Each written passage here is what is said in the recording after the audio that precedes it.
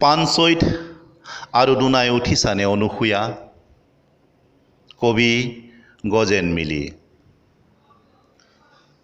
2000 বৰ্ষত তোমাক দেখিছিলোঁ প্ৰথম। কলাত্মক শিলেৰে সজ্জিত এটা সময়ৰ হাতৰ মুঠিত আমি আন্দোলিত হৈছিলোঁ সেই তেতিয়া। মনত নপৰেনে তোমাৰ? আমি যে দৌৰিছিলোঁ সেই সময়ৰ ঘড়ীৰ কাঁটা খেদি খেদি, আৰু সপোনৰ সোপানত বগোৱা বাই সুখী হৈছিলোঁ দুয়ো। কেতিয়াবা জিৰণিৰ উপায়বিহীন মুহূৰ্তত তুমি মোৰ কাষ চাপি আহিছিলা মনে মনে। নীলা জীৱনৰ দৰে জাপ খাইছিল মোৰ উশাহ নিশাহ। বনৰীয়া লতাবোৰ বগাবলৈ লৈছিল তেজে তেজে, অথচ তোমাৰ প্ৰেমত পৰিছিলোঁ গুপুতে, যাৰ গোন্ধ হয়তো তোমাৰ চকুতো লাগিছিল।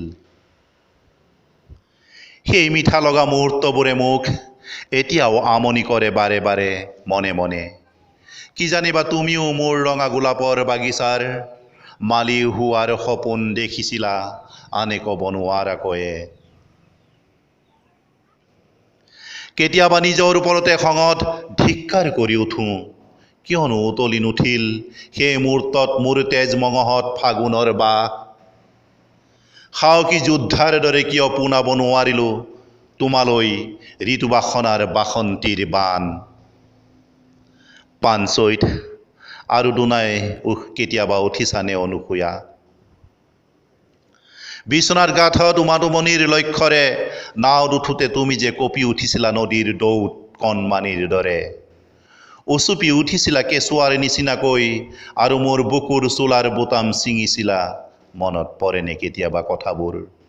ধেৎ তেৰি, বহুদিনৰ মূৰত গণমাধ্যমৰ যোগেদি তোমাক লগ পোৱাৰ পিছতো সেই কথাটো গোপনে সোধাৰ এবাৰো সাহস নহ'ল মোৰ জানা। তোমাৰ সপোনত মত্ত হৈ তোমাক লৈ লিখা কবিতাৰ বাবেই খৰধৰ কৰিছিলোঁ এদিন কাব্য সংকলন এবাতি আপঙৰ সবাস গ্ৰন্থৰূপত চাবৰ বাবে। সেইখন যেতিয়াই মেলো তোমাৰ চকুৰ পাক লগা কথাবোৰ মোৰ সন্মুখত ভাঁহি উঠে স্মৃতিৰ তিৰবিৰ তৰা হৈ। তুমি নাইকিয়া হোৱাৰে পৰা বৰ উকা উকা লাগে জানা। বিশ্বনাথৰ বীণা পানী আৰু কলেজ ৰোড। তোমাক নেদেখাৰ বাবেই হয়তো আজি নীৰৱে শুই থাকে বৰলাশিল। বিশ্বনাথ মন্দিৰত সঘনাই নবি যায় বিশ্বাসৰ চাকি। মই একোকে নাজানো জানা অনুসূয়া। আজি 17 বছৰে তোমাৰ উপাধিৰ পাছত অন্য কিবা উপাধি সংযোগ ঘটিল নে? যদিয়ে নাই ঘটা তেন্তে মই ভাবিম কিয় নঘটিল। নে তোমাৰ সপোন সৰ্বস্ব সপিছিলা মোলে মনে মনে? তোমাৰ চকুতেতো দেখিছিলোঁ সুউচ্চ হিমালয়ৰ ভাষা সৌন্দৰ্য, খোপাত কপৌ ফুলৰ গহনা, ওঠত উৰ্বশীৰ লয়লাসী নৃত্য, যি নৃত্যৰ আকৰ্ষণত ময়ো নিজকে পাহৰি পেলাইছিলোঁ বীণৰ সুৰত বিমুগ্ধ সাপৰ দৰে। তোমালৈ মনত পৰিলে নাৱৰ টিঙত উঠি উমাটোমনিলৈ ডিঙি মেলি চাওঁ চেতন মনে ক'ব নোৱাৰাকৈয়ে। হয়তো তুমি পানী জুৱলিত ভৰি তিয়াই খেলি আছা কাম চৰাইৰ দৰে একগ্ৰতাৰে।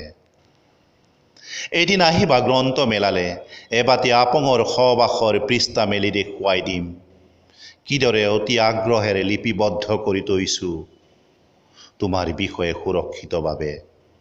তুমি যে মোৰ জীৱন বুৰঞ্জীৰ এক স্মৃতি বিজড়িত অধ্যায়, জীৱন বুৰঞ্জীৰ এক স্মৃতি বিজড়িত অধ্যায়।